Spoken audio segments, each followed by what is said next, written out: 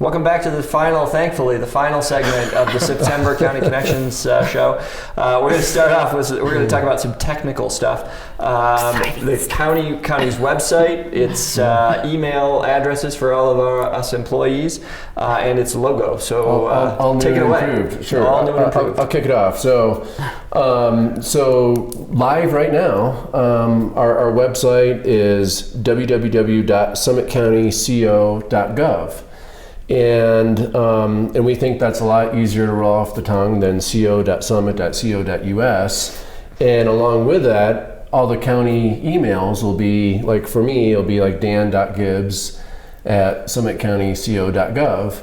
And then along with that, we decided to come up with a new logo that we're all very, very excited about. And it's been a little while in the works because we've really heard from a lot of folks, some of our county employees and departments that just have said the current logo just really doesn't work well, and especially smaller configurations, name tags, or even larger too, like ambulance. It's just kind of like splattered on the side of it. Ambulance. It's really sometimes hard to decipher what it is. So we have a brand new logo, and hopefully we can put it on the screen. Yeah, somewhere flashing on the screen, somewhere right there. Previously or now is flashing on the screen, thanks to our technical assistance with the production crew. Thanks, Brad. We really wanted something, clear, concise, more modern, really easy to use, whether it's in larger application form or much smaller. And hopefully the community likes it. We really hope that it'll stand the test of time. And so the logo that we had for quite a while was a beautiful piece of art, and in the right size format, it looked really good. But it wasn't really what you'd call a logo, and the size applications were really difficult. The very large, like on the ambulance, and the very small on the name tag, you could not decipher what it was. So this is, a nice modern look. It's simple, and it goes right along with all of our domain changes. And so it will be easier because we have people who have the same names. So many people with the name of Dan and John and Sarah, and it was confusing. Only one Karn. There's only one Karn Stiglmeyer, so I'm the one that loses out on this, but I think it is a good way to go so that we know Sarah dot last name instead of figuring out which combination did you come up with for that Sarah or that Dan. But lots of us are going to miss dang. Yeah, that's right. That's true. Dang gummit! And so in almost all cases, it's first name dot last name and then at summitcountyco.gov. There are a few exceptions. We have, and Karn might turn into one of those exceptions at some point because of the length of her last name and the challenge in spelling it. We have somebody that works in our public health department that has... Say her name. I cannot. Sonata is her first name. I cannot pronounce her last name. But it has something in the order of 20 letters. 17 letters. So she will be sonata.r at summitcountyco.gov. And John Miner, your sheriff, has requested Johnny.law. So we've allowed that exception as well. But otherwise, it's first name dot last name. So there you go. People in Germany can't even agree upon how to spell Karn's last name. That's right. The Germans, who are notorious for doing everything just so, can't even do her last name the same. I-E-I-E-I-O. There's all kinds of letters and stuff in there. All right. So on the same technical front, we want to talk about a new capability that will be on the website, and that will be the ability to reserve rooms. That's starting with the Breckenridge Grand Vacations Community Center and Summit County South Branch Library. So who wants to talk a little bit about that? Well, that one will be rolling out very soon. It's out? It's out as of now, it's available. And many of you have probably been involved with reserving a room because we have so many active groups doing many things in Summit County and using our meeting rooms. And we are really getting to full use of a lot of these rooms throughout the county. So you can reserve 6 months ahead, plan ahead to get those rooms. This system will be much easier for staff. We've invested a lot of staff time in talking to you about your room and what would be the right room and how to do it. So this will be an automated system starting with that building and then moving on to other buildings. So hopefully it will be easier for everyone to use as well as easier for the county. Yeah, it's amazing to watch our staff juggle meeting rooms and the amount of time that they spend working on trying to accommodate all the different requests that we have for meetings. I don't know what you all are talking about out there all the time, but man, we've got lots of meetings going on in the county. So to figure out how to automate this is, I think, good for everybody. Yeah. I sometimes feel like I'm in most of those meetings. All right, so take advantage of that. Bear with us if your first experience might be a little difficult, as everybody in our system is getting accustomed to this as well. But we do, in the long run, think it's going to be a great advantage for people to be able to go and look and see what's available, book things online, and take care of everything without having to deal with somebody. So 24/7 people can go out there and make those reservations. All right, Dan, I'm going to point to you for this one. You want to talk about a healthcare letter that was recently put together and that the board sent off to the state? Yeah, sure. As most people know, we were listed a couple years ago as having some of the most expensive healthcare for insurance in Colorado and also in the United States. And so we all worked together. We worked with other counties from the surrounding area that were listed originally in this what's called Region 11, part of a metropolitan statistical area.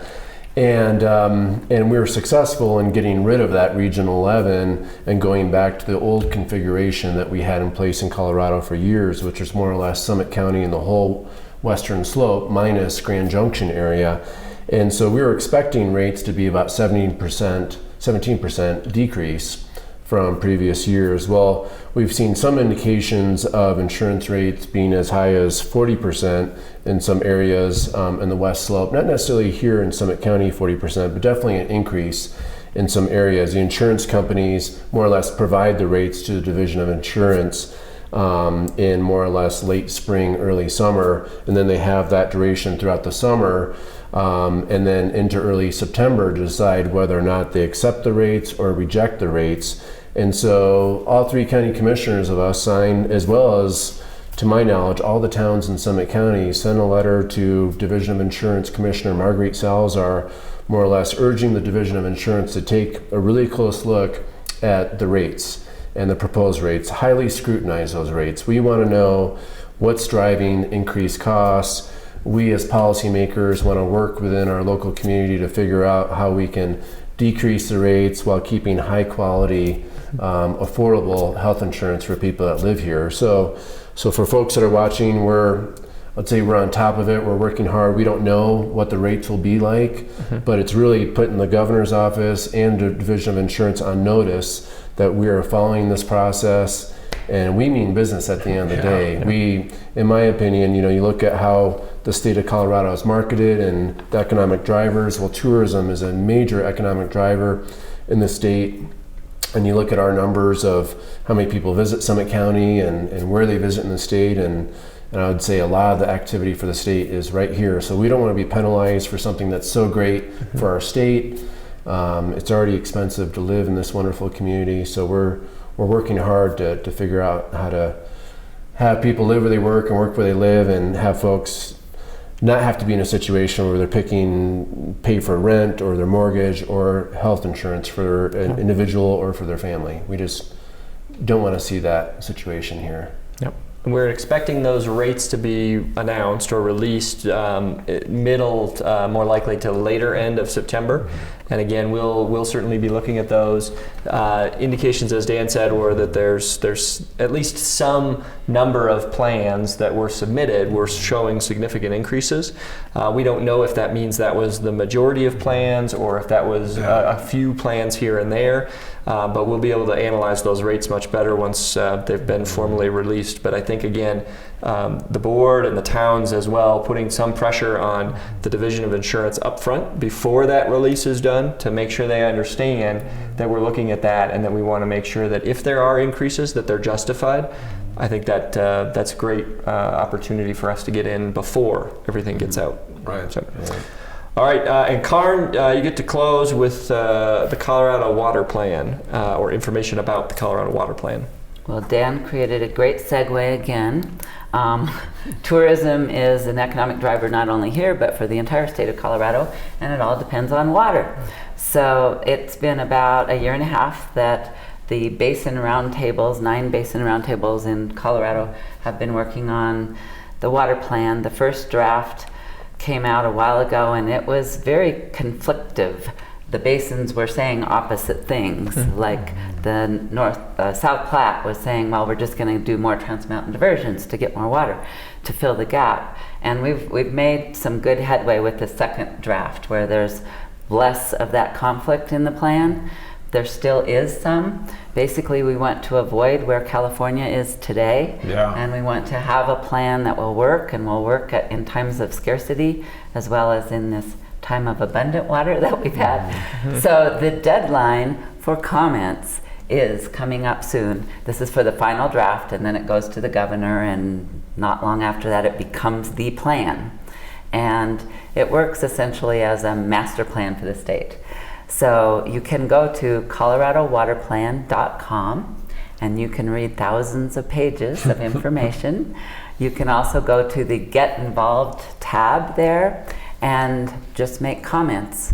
The comments that the Colorado Basin Roundtable has consistently made is that the basins need to solve their own problems within the basin and fill their gap, not come running to another basin to take water to solve their problem.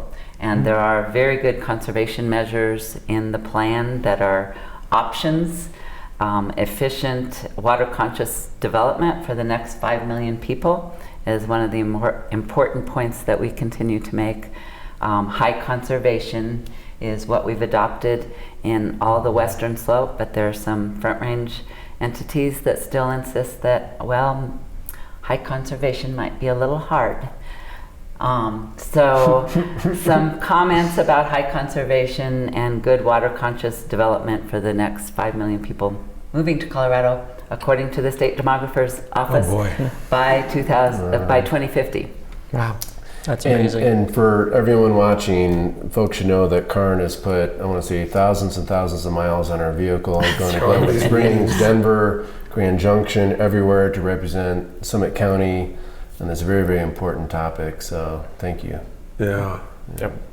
All right, great information. I think, Brad, this is definitely regional Emmy-worthy programming today. So thanks, everybody, for sticking with us and watching. And stay tuned to SCTV 10 or HD 8080 for all of us in full HD Whoa, glory. that's scary. That's really scary. Those are close-ups.